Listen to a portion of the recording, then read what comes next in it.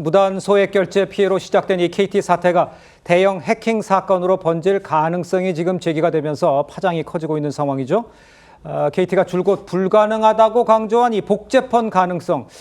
이제는 배제할 수가 없는 상황 같아요. 앞서 SK텔레콤 해킹 사건도 똑같이 복제폰이 가장 큰 두려움으로 다가왔었죠. 예. 유심을 복제해서 그 유심을 끼우면은 똑같은 폰이 더 하나 생기기 때문에 속수무책으로 당할 수밖에 없다는 겁니다. 네. 자, 근데 이거에 대해서 KT는 앞서 이 복제폰을 만들기 위해서는 가입자 식별 정보 그리고 단말기 식별 번호 이 인증 키 값이 필요하기 때문에 절대로 이런 일은 없을 것 같다는 입장을 취했습니다. 맞아요. 그리고 암호화된 이 서버를 통해 관리되기 때문에 외부로 노출될 우려가 없다고 했는데 여기서 중요한 건 암호화된 서버와 함께 관리된다고 했는데 서버 자체가 해킹됐을 가능성 역시 배제할 수 없는 상황인 겁니다. 현재까지 알려진 거는 이게 왜 이런 일이 벌어졌냐를 놓고 봤을 때 펨토셀이라고 하죠. 초소형 이동 기지국을 사용해서 이 같은 일을 저질렀다. 즉 어떠한 일로 이런 일이 발생했다까지는 알게 됐는데 네. 하지만 어떻게 결제까지 가능했는지에 대해서는 아직까지는 오리무중이라는 거죠.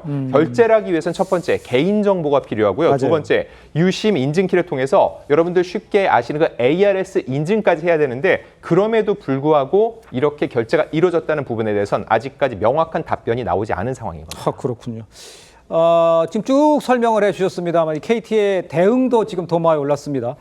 KT가 서버 침해 흔적을 발견을 하고 나서 3일이 지나서야 한국인터넷진흥원에 신고를 했다는 거 아니에요? KT 측의 설명이 어떤 건지 이걸 좀 들어봐야 할 것 같은데요. 한번 들어볼까요? 서버 점검은 별도의 진행 과제로 4개월 동안 진행되고 있는 과제였습니다. 그래서 이 상호 간의 이 연결성이 없다 보니 어제 이제 저희도 저녁에 같이 그 내용을 알게 되었습니다. 자, 뒤늦게 서버 해킹을 파악했다고 해도 3일이나 신고가 늦어진 거, 이건 납득하기 어려운 겁니다.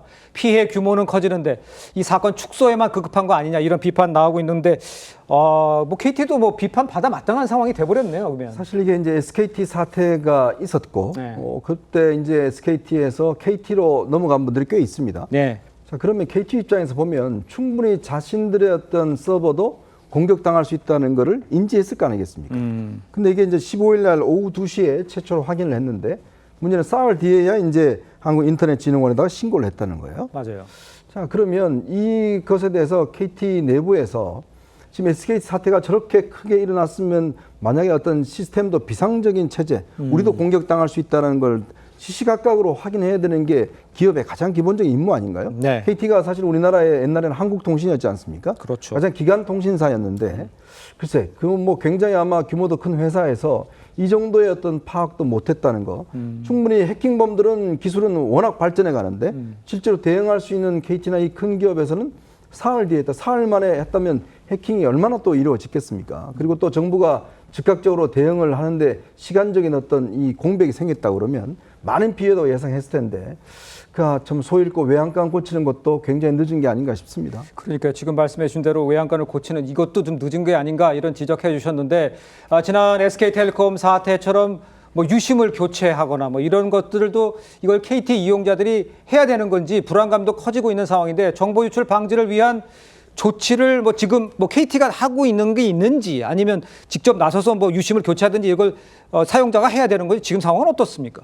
일단 대책 마련이 공식적으로 나오지 않은 상황에서 불안감이 커질 수밖에 없죠. 맞아요. 만약에 이 펨토셀에 본인이 노출이 됐다라는 생각이 든다면은 약 2만 명 정도 됩니다. 서둘러 유심 카드를 교체하는 게 좋습니다. 유심이라는 게 결국 휴대폰의 신분증과 같은 건데 이게 노출이 됐기 때문이죠. 네. 그런데 충분히 유심이 확보가 안 돼 있거나 내가 지금 할 수 없는 상황이다. 이런 경우에는 어떻게 하면 좋냐? 통신사가 제공하는 이 유심 보호 서비스에 가입하면 유심이 다른 기기로 무단 사용되는 것을 일시적으로 막을 수 있다는 겁니다. 예. 또 하나의 방법 말씀드리겠습니다. 지금 이렇게 돼서 무단으로 결제가 되는 게 굉장히 부담스러우실 텐데 이런 경우에 어떻게 하느냐? 평소에 소액 결제를 사용하지 않는다면은 결제 한도를 0원으로 설정하거나 아예 이 서비스를 휴대폰 내에서 막아놓을 수 있기 때문에 그러면 네. 추가적으로 결제되는 것을 1차적으로 막을 수 있다는 겁니다. 알겠습니다. 급한 대로 이제 사용자들이 이렇게 막을 수는 있다지만 근본적으로 해결책 또 KT에서 해결책 같은 것을 내놔야 할 것 같은 상황인 것 같습니다.